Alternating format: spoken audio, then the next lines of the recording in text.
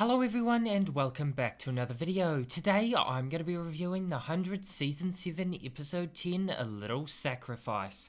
So after a multiple week break we are back. I'm actually kinda glad the 100 took a break, as during the break Semester 2 started for me, so it made things a little easier. As for the reviews, since I'm back at uni, they will be coming out likely a few hours later than usual, but should still be coming out on the day the episode is released. So as usual, I'm going to cover the events on one planet first and then another second. I'll start with Sanctum and then move on to Bardo. So we pick up where we left off in Sanctum, with Shadeheader using the tunnel to escape after killing the Believers, with Knight and Sangetta crew immediately ready to follow him, but the other crews being unsure at first. Shadeheader's first stop is to go after Maddie, but he knows killing Maddie will make things worse, instead making her kneel, with Maddie kneeling and not really having any other choice in this scenario. Shadeheader broadcasts a message to the 12 crews to rally supporters, with us clearly seeing Indra losing grip on her men, but Shadeheader recites the lineage and many become ready to follow him, as that is the last step to becoming the commander, complete with a new haircut and outfit.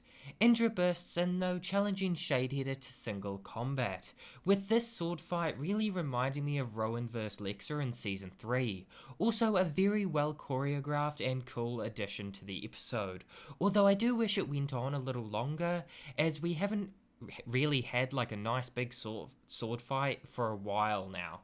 Shadeheader is about to kill Indra, but Maddie comes in, taking Shadeheader's eye out with a knife. Very cool scene, and it just puts Maddie back where she was in Season 5, actually being a warrior that Clark trained, rather than some random teenager that doesn't really do a lot. Indra agrees to kneel though to save Maddie's life, and with everyone's only choice being to follow and kneel. Maddie escapes though, with Murphy and Amori leading the surviving down to the reactor.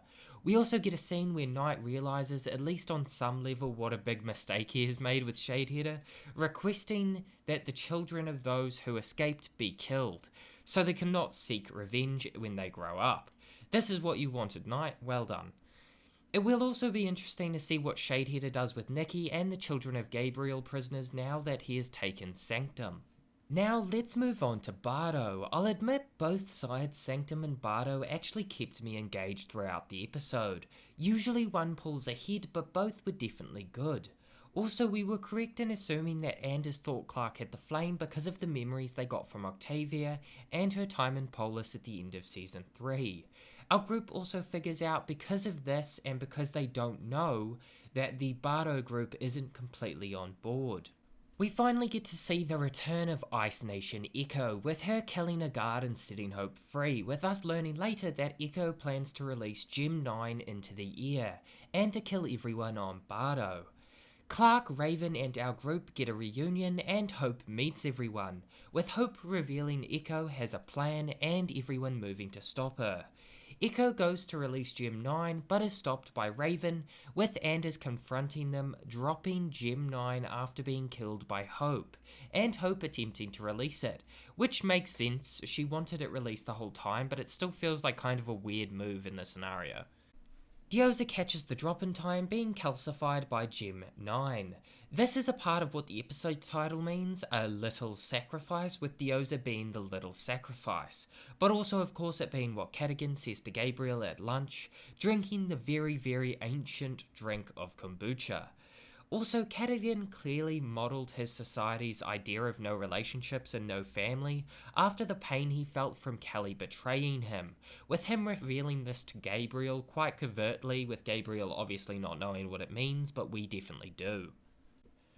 Also, some little pieces of information throughout this episode. We learn that Kelly was the prime Flamekeeper, meaning she wasn't the second commander. She was instead the first Flamekeeper, so likely never took the flame for herself, instead giving it to someone else. Cadogan also reveals the story of the Bardoans. The orb becomes like a star, challenging what we've done and who we are, etc, etc. With him, of course, getting the orb becomes like a star from what we saw in the bunker with Becca. Jordan figures out that the Bardoans' language is similar to Korean, saying that it isn't a war, rather a test of a single person. Or that's his theory, and I think if this goes forward, we all know who's going to be that single person. Good old Clarky Clark. This also makes sense as Cadogan may actually know the proper translation, but to motivate his people has lied to them, as he wants to be the single person who is tested. All fits in with his god persona. I really enjoyed this episode. It felt a little slow, but what are you going to do? My feeling that it feels a little slow really comes from the prequel episode, Anaconda, which just felt so insane. It had so much information in a single episode, and so going back to the normal pace is quite weird. I'm very interested to see what happens in Bardo and Sanctum next, though. I usually prefer Bardo, but I liked them both, possibly even Sanctum a little more this episode. Anyway, this is where the review portion ends, and I cover the promo of the next episode. Massive spoilers in this promo, so if you don't want any whatsoever, thank you for watching, and please make a hasty exit.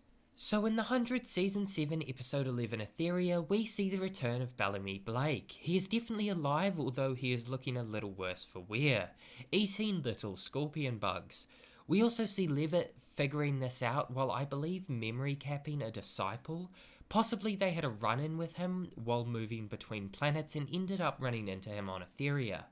I think most of this episode will focus on Bellamy's time on Etheria, or at least I'm hoping it will. I always like those sort of displaced survival episodes, like we got from Clark in the beginning of Season 5. Next episode is definitely going to be a banger though. Anyway everyone, thank you very much for watching. Make sure to like and subscribe for more, as well as tell me what you think will happen next episode. And of course how happy you are with Bellamy's return. I'll see you in the future. Bye.